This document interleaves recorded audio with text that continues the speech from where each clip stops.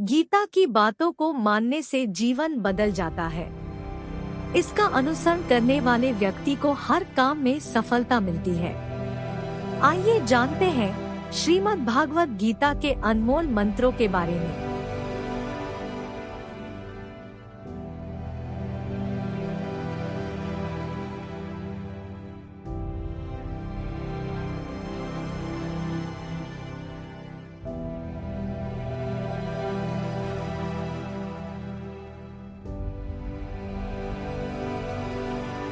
श्रीमद् भागवत गीता में भगवान कृष्ण के उन उपदेशों का वर्णन है जो उन्होंने महाभारत युद्ध के दौरान अर्जुन को दिया था।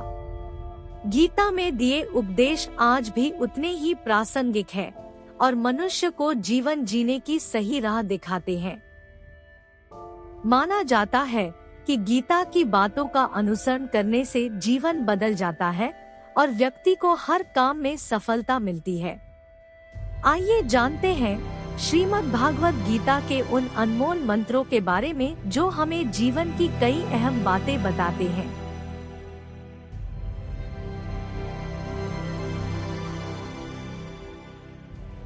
गीता में श्री कृष्ण कहते हैं कि किसी भी कार्य में सफलता प्राप्त करने के लिए मन पर नियंत्रण रखना बहुत जरूरी है।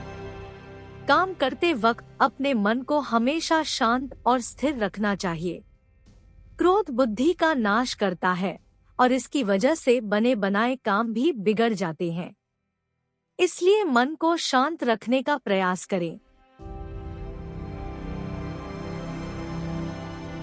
श्रीमद् भागवत गीता के अनुसार हमें कोई भी कर्म बिना फल की इच्छा के बिना ही करना चाहिए। अगर किसी कार्य में सफलता प्राप्त करना चाहते हैं तो सिर्फ और सिर्फ अपने कर्मों पर ही केंद्रित करें। मन में कोई भी अन्य विचार आपको आपके लक्ष्य से भटका सकता है। गीता के अनुसार व्यक्ति को कभी भी अपने कर्मों पर संदेह नहीं करना चाहिए। ऐसा करने से व्यक्ति खुद का सर्वनाश कर बैठता है। इसलिए सफलता प्राप्त करना चाहते हैं तो जो भी कार्य करे उसे पूरे विश्वास के साथ बिना किसी संदेह के पूरा करें।